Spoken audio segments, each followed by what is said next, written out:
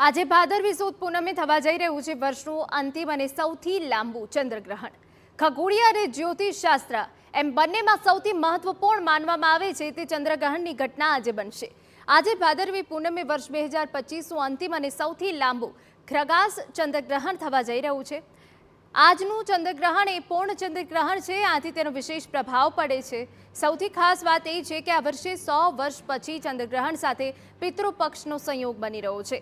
ભારત સહિત વિશ્વના અનેક દેશોમાં ચંદ્રગ્રહણ જોવા મળશે।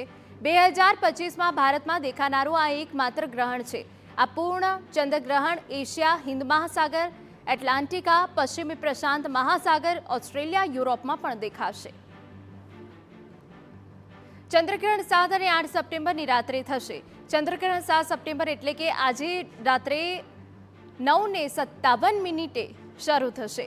ગ્રહણનો મધ્ય ભાગ હશે રાત્રે 11:41 હશે। આ સમયે પૂર્ણ ચંદ્રગ્રહણ દેખાશે, જ્યારે ગ્રહણ મોક્ષ 8 સપ્ટેમ્બરે એટલે કે મધરાત્રે 1:30 વાગે થશે। મતલબ કે કુલ 3 કલાક 29 સુધી ગ્રહણ રહેશે।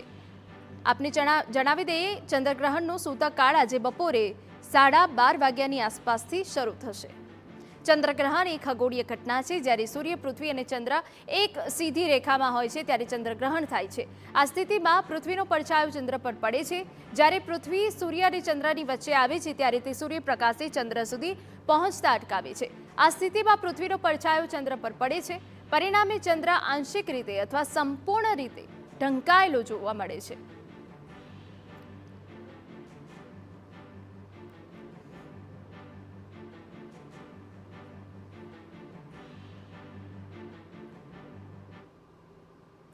વર્ષ 2025નું અંતિમ અને સૌથી મોટું ચંદ્રગ્રહણ થવા જઈ રહ્યું છે, ત્યારે આ ચંદ્રગ્રહણની ભારત પર શું અસર થવાની છે તેને લઈને સૌ કોઈ ઉત્સુક જોવા મળી રહ્યા છે।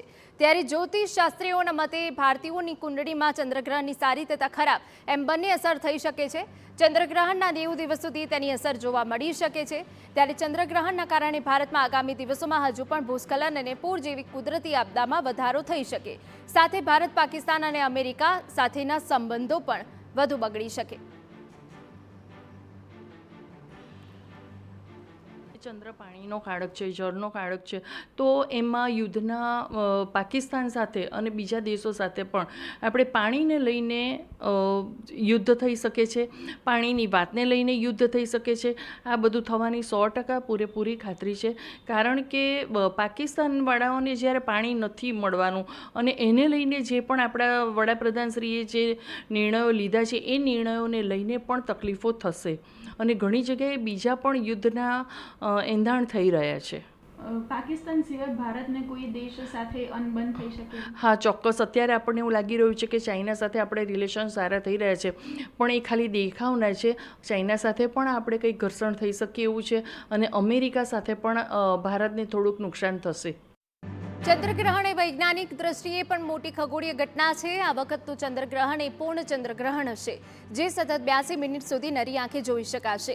આ વખતના ગ્રહણમાં ચંદ્ર બ્લડ મૂન બની જશે, પરંતુ આખરે આ બ્લડ મૂન શું છે, આવું વૈજ્ઞાનિકો પાસેથી જાણીએ। રેડ બ્લડ મૂન એટલા માટે કહેવાય છે કારણ કે બધું પ્રકાશના કિરણોના પર આધારિત છે। તો પહેલાં સમજો કે જ્યારે પૃથ્વી વચ્ચે આવશે, સૂર્ય અને ચંદ્રની વચ્ચે, ત્યારે શું થશે કે જે સૂર્યના કિરણો છે એ ચંદ્ર સુધી પહોંચવાના નથી, પણ જાંબલી કિરણો છે એ જનરલી સ્કેટર થાય, જેને રિલે સ્કેટરિંગ કહે છે, અને બાકી જે ઓરેન્જ, રેડ અને યલો કલરના જે કિરણો છે એ વક્રીભવન પામે અને પછી ચંદ્ર પર જાય। એટલે એ ઘટનાને લીધે ચંદ્ર આપણને લગભગ લાલ જેવો દેખાય। પણ એમાં ધ્યાન એ રાખવાનું હોય કે જો પૃથ્વીના વાતાવરણમાં કણો હોય, એટલે ડસ્ટ પાર્ટિકલ્સ હોય, અથવા તો પોલ્યુશન હોય, અથવા વાદળા હશે, તો એ જે કલર છે એ આપણે જો જોઈએ તો એ કલરમાં આપણને અલગ અનુભવ હશે, મતલબ એના અલગ અલગ શેડ જોવા મળી શકે છે।